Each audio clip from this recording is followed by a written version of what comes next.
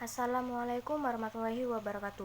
Perkenalkan, nama saya Rosa Hilda Mary Handayani Putri dari kelas 12 RPL 1 akan mempresentasikan hasil materi tentang KD 3.7 menganalisis dan mengevaluasi ketentuan waris dalam Islam. Nomor 1, dasar-dasar hukum waris. Ada Al-Quran dan As-Sunnah. Nomor 2, ketentuan waris dalam Islam. 1. Ahli waris. Jumlah ahli waris yang berhak menerima harta warisan dari seseorang yang meninggal dunia ada 25 orang, yaitu 15 orang dari ahli waris pihak laki-laki yang biasa disebut ahli waris asobah, dan 10 orang dari ahli waris pihak perempuan yang biasa disebut ahli waris zawil furuj. Dari 25 ahli waris, 15 diantaranya adalah ahli waris golongan laki-laki, yaitu suami, anak laki-laki dari laki-laki, ayah, kakek, saudara laki-laki sekandung, anak laki-laki saudara laki-laki sekandung, saudara laki-laki seayah, anak laki-laki dan saudara laki-laki seayah, saudara laki-laki seibu, paman kandung, anak laki-laki dari paman kandung, paman seayah, dan anak laki-laki dari paman seayah. Sedangkan ahli waris dari pihak perempuan yaitu istri, anak perempuan dari anak laki-laki, ibu, ibunya bapak, ibunya ibu, saudara perempuan sekandung, saudara perempuan seayah, saudara perempuan seibu. 2. Syarat-syarat mendapatkan waris. Seorang muslim berhak mendapatkan warisan apabila memenuhi syarat-syarat sebagai berikut. Yang pertama, tidak adanya salah satu penghalang dari penghalang untuk mendapatkan warisan. Yang kedua, kematian yang diwarisi walaupun kematian tersebut berdasarkan vonis keadilan. Yang ketiga, ahli waris hidup pada saat yang menerima warisan meninggal dunia. Jika seorang wanita mengandung bayi, kemudian salah satu anaknya meninggal dunia, maka bayi tersebut berhak mendapatkan warisan dari saudaranya yang meninggal itu, karena kehidupan janin tersebut terwujud pada saat kematian saudaranya terjadi.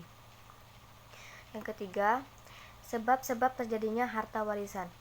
Yang pertama, nasab atau keturunan. Yang kedua, pernikahan. Yang ketiga, wala. Keempat, sebab-sebab tidak mendapatkan warisan. Yang pertama, kekafiran. Kedua, pembunuhan. Ketiga, perbudakan. Keempat, perzinahan. Dan kelima, liam. Nomor 5, ketentuan pembagian harta warisan. Pembagian harta warisan dari seseorang yang meninggal dunia merupakan hal yang terakhir dilakukan. Ada beberapa hal yang harus dilakukan sebelum harta warisan dibagikan. Selain pengurusan jenazah, wasiat dan hutang si mayatlah yang harus terlebih dahulu ditunaikan. Ahli waris dalam pembagian harta warisan terbagi dua macam, ahli waris zawil furuj dan ahli waris nasabah. Yang pertama, ahli waris zawil furuj.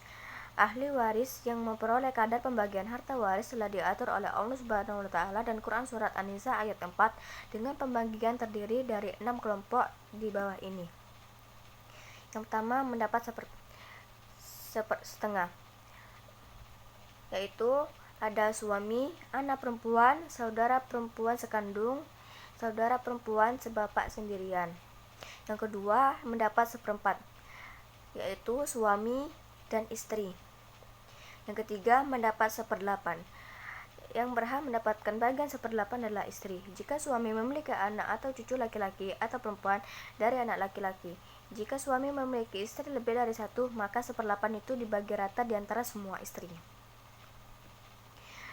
Yang keempat, mendapat 2/3. Yang pertama, 2 anak perempuan atau lebih jika tidak ada anak laki-laki, 2 cucu perempuan atau lebih dari anak laki-laki jika tidak ada anak laki-laki atau perempuan sekandung. Yang ketiga, 2 saudara perempuan sekandung atau lebih jika tidak ada saudara perempuan sebapak atau tidak ada anak laki-laki atau perempuan sekandung atau sebapak. Yang keempat, 2 saudara perempuan sebapak atau lebih jika tidak ada saudara perempuan sekandung atau tidak ada anak laki-laki atau perempuan sekandung atau sebapak.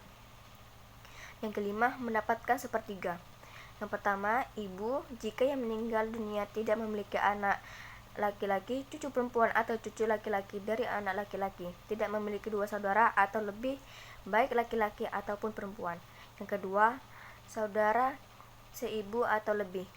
baik laki-laki atau perempuan, jika yang meninggal tidak memiliki bapak, kakek, anak laki-laki, cucu laki-laki, atau perempuan dari anak laki-laki.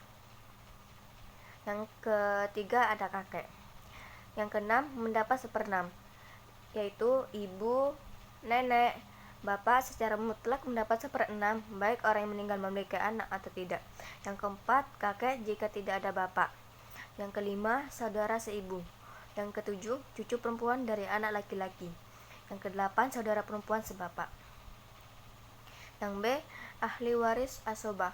Ahli waris asobah adalah perolehan bagian dari harta warisan yang tidak ditetapkan bagiannya dalam furud yang 6 itu, tetapi mengambil sisa warisan setelah ashabul furud mengambil bagiannya. Ahli waris asobah bisa mendapatkan seluruh harta warisan jika ia sendirian, atau mendapatkan sisa warisan jika ada ahli waris lainnya, atau tidak mendapatkan apapun jika harta warisan tidak tersisa. Bila salah satu di antara ahli waris didapati seorang diri, maka berhak mendapatkan semua harta warisan. Namun, bila bersama ashabul furud, ia mendapatkan sisa bagian dari mereka. Dan bila harta warisan habis terbagi oleh ashabul furud, ia tidak mendapatkan apa-apa dari harta warisan tersebut.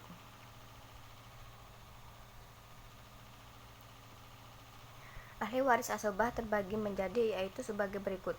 Ada asobah binafsi atau hubungan nasab. Yang kedua ada asabah bisabab atau karena sebab. Sekian materi yang saya sampaikan. Wassalamualaikum warahmatullahi wabarakatuh.